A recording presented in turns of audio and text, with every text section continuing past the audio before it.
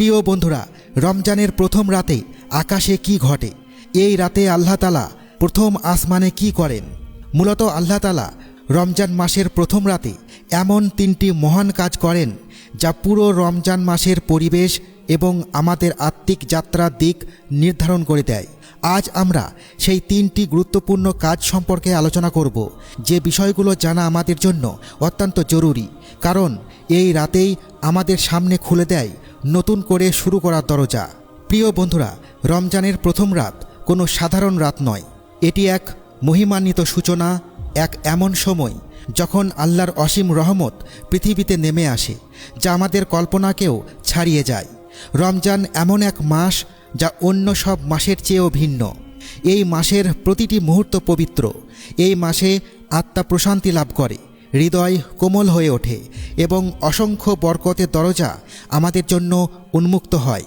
কিন্তু আমরা কি সত্যিই বুঝতে পারি রমজানের প্রথম রাতে কি ঘটে? এটি এমন একটি রাত যা পুরো মাসের আবহ নির্ধারণ করে দেয়। এই মাসে আল্লাহ তাআলা তাঁর সীমাহীন দয়ায় আমাদের ভাগ্যের গতিপথ পরিবর্তনের সুযোগ দেয়, আমাদের জন্য অফুরন্ত কল্যাণের দুয়ার খুলে দেন। এটি এমন এক মাস যা আমাদের হৃদয়ে নতুন আশার আলো জ্বালিয়ে দেয়, আত্মাকে শুদ্ধ করে এবং ঈমানকে আরও দৃঢ় করে তোলে। এই মাসে আল্লাহ তাআলা তিনটি বিশেষ কাজ করে থাকেন। প্রথম কাজ, জাহান্নামের দরজা বন্ধ করে দেন। সারা বছর আমরা এমন এক পৃথিবীতে বাস করি যেখানে পাপের প্রলোভন ও বিভ্রান্তি সর্বত্র ছড়িয়ে আছে। শয়তান আমাদের কানে কানে কুমন্ত্রণা দেয়, আর ধীরে ধীরে আমাদের অন্তর পাপে ভারাক্রান্ত হয়ে পড়ে। কিন্তু রমজানের প্রথম রাতেই আল্লাহ তাআলা তাঁর অসীম দয়ায় জাহান্নামের দরজাগুলো বন্ধ করে দেন। এর অর্থ কি? এর অর্থ হলো আল্লাহ আমাদের জন্য তওবার দরজা খুলে দিচ্ছেন, আমাদের জানিয়ে দিচ্ছেন, যত বড় পাপই করি না কেন, যতই পথভ্রষ্ট হই না কেন, এখনই ফিরে আসার সময়।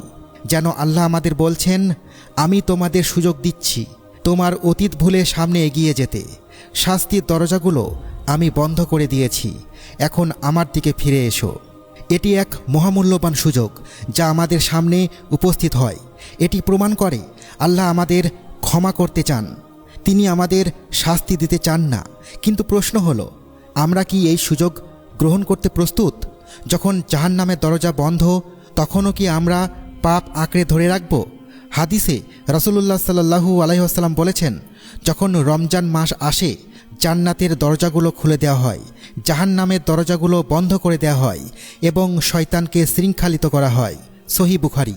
এরপর দ্বিতীয় যে কাজটি করা হয় তা হলো জান্নাতের দরজা খুলে দেওয়া। কল্পনা করুন, যদি কোনো রাজা তার প্রাসাদের দরজা খুলে ঘোষণা করেন, এসো, আমার দরজা তোমাদের জন্য উন্মুক্ত, তাহলে কি কেউ সেই আহ্বান উপেক্ষা করবে? তবে যখন রাজাদের রাজা আল্লাহ নিজেই জান্নাতের দরজা খুলে দেন, তখন আমরা কেন সেই ডাকে সাড়া দেব না? জান্নাতের দরজা খুলে দেওয়ার অর্থ কী? এর অর্থ হলো এই মাসে জান্নাতে পৌঁছানোর আমল করা আরও সহজ হয়ে যায়। আমাদের সালাত হালকা মনে হয়, কোরআনের প্রতি আকর্ষণ বেড়ে যায়, আর নেক কাজের জন্য অন্তর আরও উদার হয়ে ওঠে। এখনই সময় আল্লাহর রহমতের দিকে এগিয়ে যাওয়ার। আমাদের উচিত সালাত বৃদ্ধি করা, বেশি বেশি দান সদকা করা এবং ভালো কাজের প্রতি মনোনিবেশ করা, আল্লাহর জন্য একনিষ্ঠ ইবাদতে নিজেকে নিয়োজিত করা, কারণ জান্নাতের দরজা আমাদের জন্য অপেক্ষা করছে।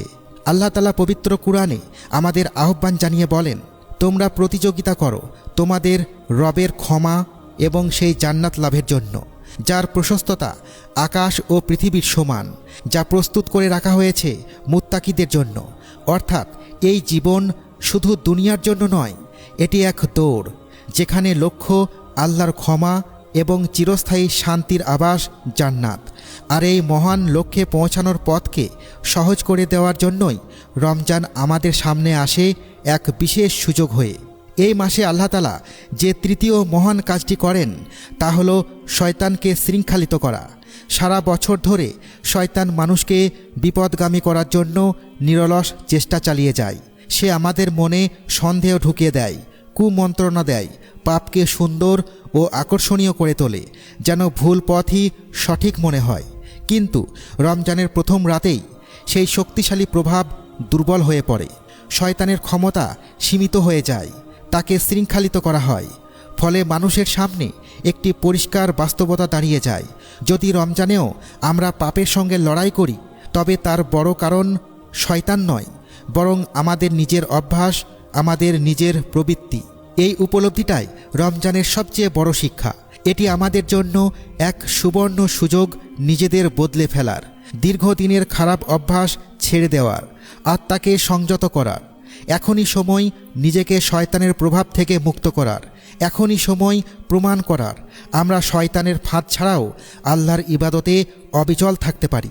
রাসূলুল্লাহ সাল্লাল্লাহু আলাইহি ওয়াসাল্লাম বলেছেন, রমজান মাস এলে শয়তানদেরকে বন্দী করে রাখা হয়। সহিহ মুসলিম 1079। অর্থাৎ আল্লাহ নিজেই আমাদের জন্য পথ সহজ করে দেন, যাতে আমরা তার দিকে ফিরে আসতে পারি। এখন প্রশ্ন হলো, আমাদের করণীয় কি? আমরা কি এই অমূল্য সুযোগ অবহেলায় হারিয়ে ফেলব, নাকি সত্যিই আল্লাহর দিকে ফিরে যাব?